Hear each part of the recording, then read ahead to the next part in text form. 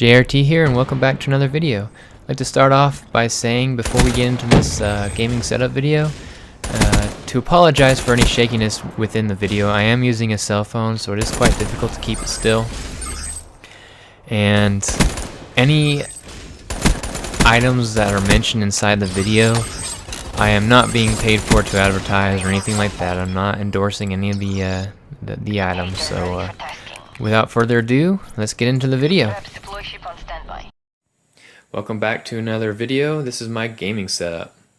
Now, this is just the setup in general. I won't be talking about input lag, router settings, how to set up the Astros in this video, because I found that it's actually going to take a lot longer. So this is going to be a series in a way, because I can definitely separate input lag, response time, and all those easily to put into another video. So as of right now, this is just the basic setup of my of how I game, and I'll start off on the right. This is my charging cradle for my controllers. I use, and this is an old controller. It's one of the first controllers that came with the system. As you can tell, I played quite a bit with it because the grip on that left thumbstick is totally wearing out. That's just one controller out of 3. Now, over here, this is going to be kind of like the intro into my router video, because a lot of people don't realize the difference between a modem and a router. Modem, and I guess the reason that is because a lot of providers provide them with a modem that they have to rent, and those are generally 2-in-1s, meaning that they're a modem router combined. Personally, I try to stay away from company provided modems. They're charging you a large fee to rent, and they're generally pretty crappy. I mean, they're really crappy combos. So I went ahead and bought the modem, SB6121 modem, and it's a cable modem. Now you have to check with your cable provider if you can actually have one of them, because they usually have a list of accepted modems from whatever provider you have that are acceptable, that can work with their system. So that's the modem. This is the router. This is an ASUS RT AC87R gaming router, and I've had no problems with it whatsoever. I really enjoy it. I won't get too into the specifics. I'll save that for the video. Over here, down below that, I have my PS4. It's very hard to see since it's all black down there, but I'll just give you the basics of how it's set up. That back here is the optical that leads to the Astros, the HDMI that leads to the Elgato, and the Ethernet that's coming from my router. And of course the power cable, which leads up to my Astro mix amp. Up here I have my Astros, my Astro headset A40 TRs. They came out when Black Ops 3 came out.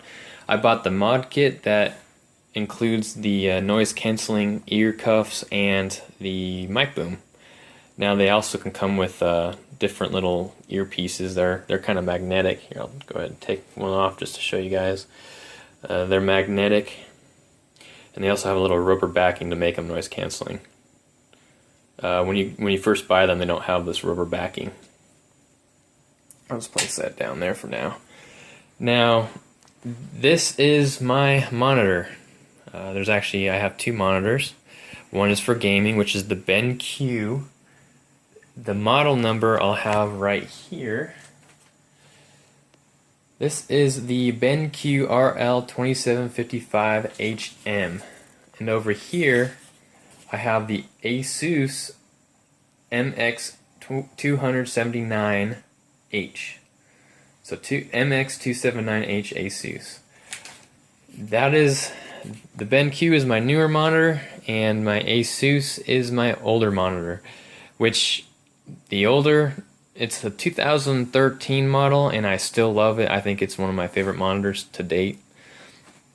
I'll explain more about why in the input and response time video and how important it is. That is really important between router settings and your monitor or television, because you need that input lag to be as low as possible. And again, that will be in another video.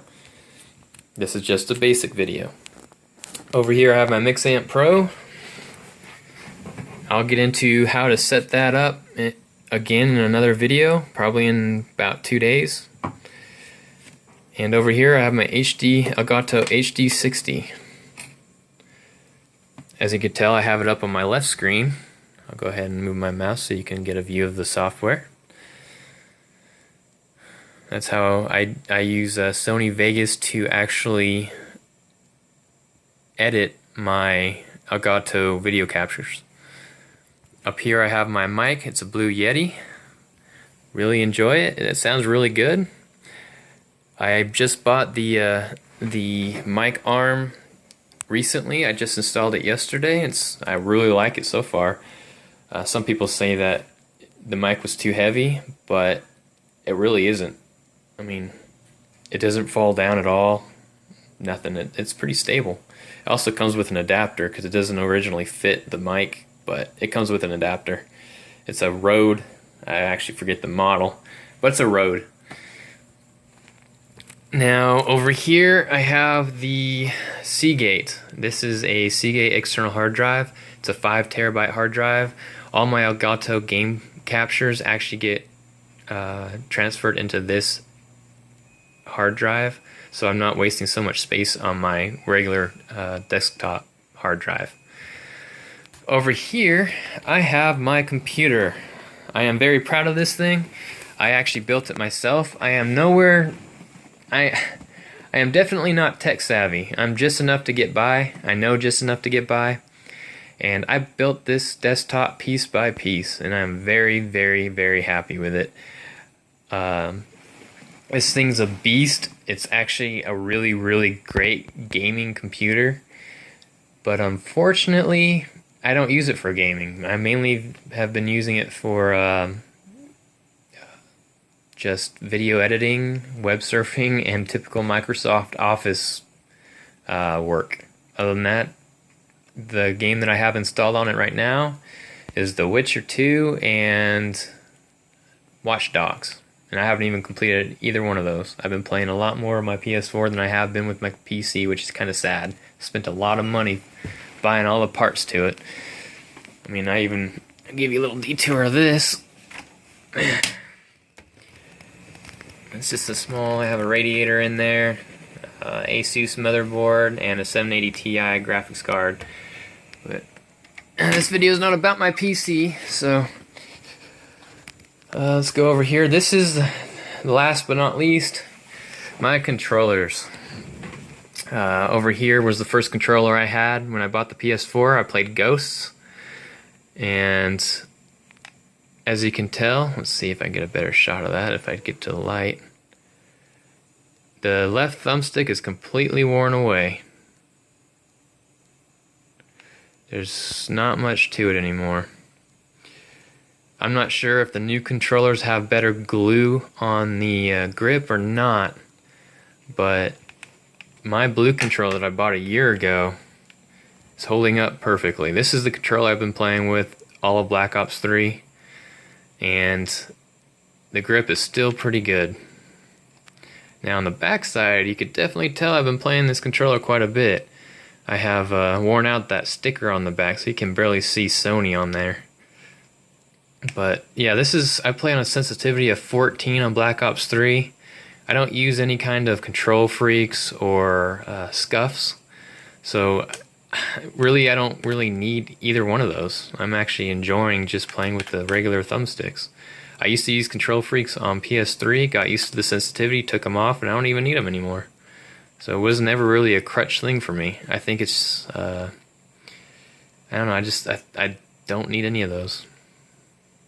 And for you guys, all you need to do is, as far as sensitivity goes, just start out at the highest sensitivity that you're comfortable with, and go one more, and keep doing that until you're used to each sensitivity. I think Black Ops 3 needs a higher sensitivity than 14, but that's besides the point. That is my gaming setup. Again, I have about 3 more videos talking about router settings, what you need to do to make sure that your NAT type is open because you don't want it moderate or strict. There's a lot of problems that coincide with that. I have a video on how to set up the Astro Mix Amp TRs, the new one, so that you can have game chat audio so that you can hear everybody in the lobby if you have live commentaries. And also I have one last video on display lag and how important it is that you play on a television that's at a certain how should I say it, input lag. So I'm not sure which order those videos are going to come out, but you definitely have to watch the input lag and the router settings video. Those are very important videos. So that was my gaming setup video. A lot of it you don't have to buy expensive equipment or anything like that. It's just a really good setup that I had done over time, and just little tweaks that I've done to improve gameplay for Call of Duty. Everything I'm going to mention in the future videos as far as input lag and router settings are all improvements that can be applied to any Call of Duty game up to this point. I'm not sure about future Call of Duties, but this one works quite well. Hope you guys enjoyed the video, and thanks for watching. I'll see you in the next one.